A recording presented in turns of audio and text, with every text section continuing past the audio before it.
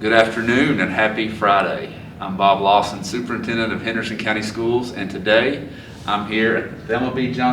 Early Learning Center with Ginger Ashby, and we're very glad to have you here, Dr. Lawson. Well, thank you for having me. In Henderson County Schools, we're fortunate to have a standalone Early Learning Center. We're one of the few in the state, and it only shows what an innovative leader we are in early childhood education. And I know that you're doing lots of fantastic things here, and your staff is. Let's talk about a few of those things. Dr. Bob, I have to stick to the script. There are so many things that I would like to tell you about what we're doing here, but I think I want to focus on two things. One, I want to talk to you about the way that we are trying to incorporate social skills. It's been very difficult for social emotional learning to occur the way that we want it to occur in a developmentally appropriate way at TBJ under the pandemic conditions. But our staff have really been working the last half of our 4-week stretch we have here for figuring out how can we work on waiting, turn taking, sharing, accepting the ideas of others. And some of them have been doing that between classrooms virtually. Some of them are putting board games out and using a lot of space and facilitating that play between kids. And they're seeing that kids are more wanting to come to the table and work on those things with them. It's been a great experience. We've got a lot of great videos on our teachers' websites. We've been very thrilled to see that. Another thing that I would like to highlight is our the mental health that we've been trying to put in place for our staff. We've been trying to build staff morale because, as you might imagine, teaching during a pandemic, just like being at home during a pandemic and trying to teach, as our parents have been, has not been easy.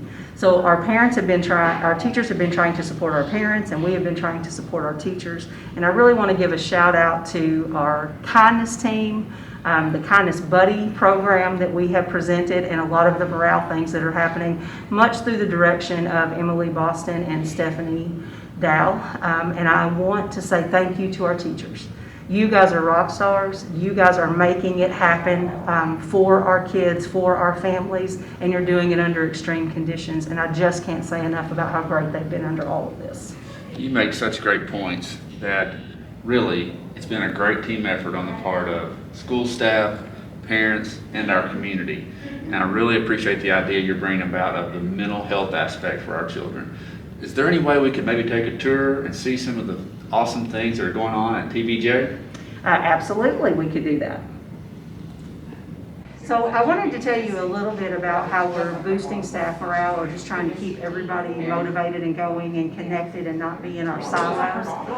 One thing that we've worked on all this year is planting seeds of kindness.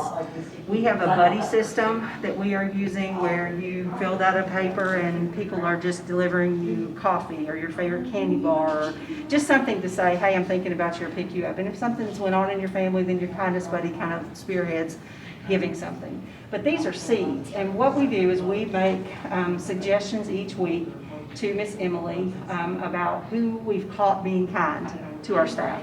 And everybody's name goes on, and we're planting seeds of kindness. And for some of them, we've gotten things from local vendors, local community members. They've donated things to us to be able to give away as prizes, and this has been a great morale booster.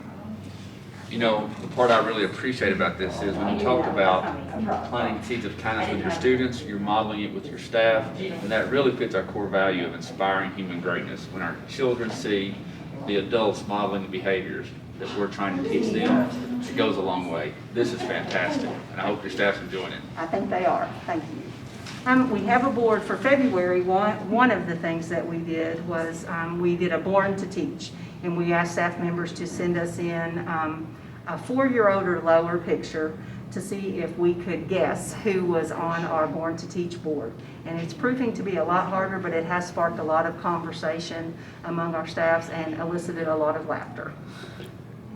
Our 4-year-old students did these, but like they're giving them one step at a time how to draw a snowman. And I think we really have some great artists that are able to follow directions, but you still see the individuality in each one of the pictures, even though they all follow the same direction. I love it when they do things like this. We're now here in our media center, and I wanted to introduce you to our media specialist, our fabulous media specialist, Miss Randa Gary. And Miss Randa, I just kind of wanted you to talk about the way your jobs look different this year, and how you've been in our classrooms and those kind of things. So my job does look a little different this year, Miss Ginger. Typically, I am in the classroom or in the library with our kids, and I really focus a lot on book handling skills, and I focus a lot on just seeing yourself as a reader, because we know that kids who see themselves as readers are stronger readers. So that's really what we hit hard in here. But this year, my roles had to be a little different because I am in contact with so many kids, and we don't want to transport our germs around the building. Mm-hmm. So I have done a lot of support as far as technology goes, helping our teachers learn new technology on the fly. It has been a quick, light speed learning, hasn't it? Yes, or they'll see something that they want to know more about, a lot of that, but they don't have time to really explore it too much. So they'll send me a message, and I do a lot of research and I learn think it. you helped with boom cards. I think that's a new thing that some of our teachers are using. You Yes. gave them some background information on that. I've done a little bit with that.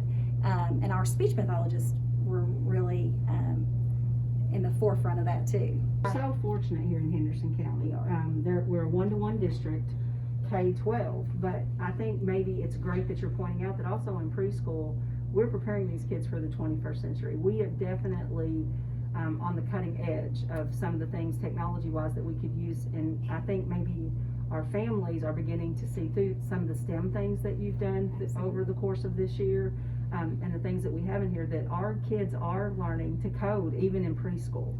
That's pretty incredible. Right, that critical thinking, that thinking through a problem and knowing how to tackle it and improve what you've got is so important, and that's a big focus here.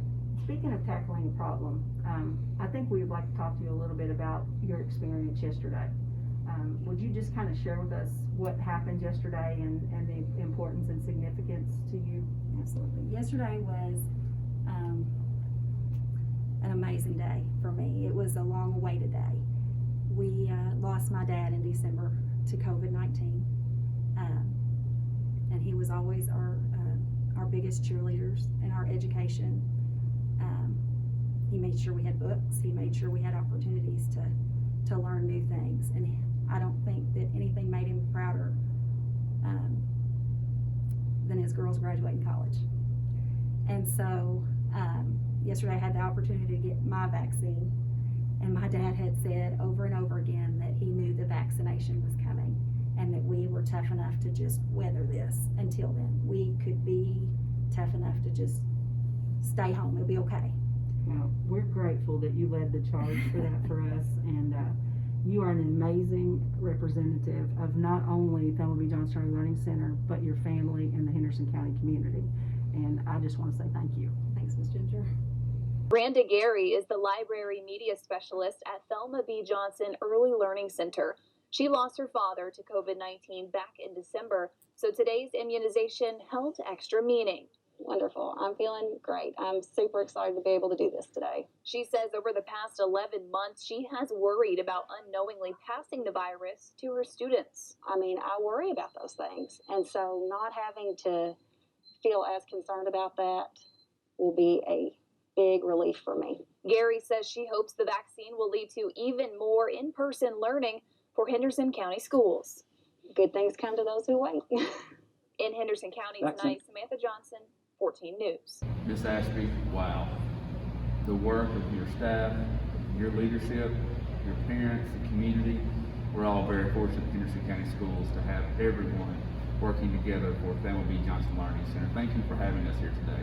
Thank you for coming and letting us showcase all that we're doing, but we also want to thank you for your leadership too, because without it, none of this would be possible. Well, until next week, go Colonels.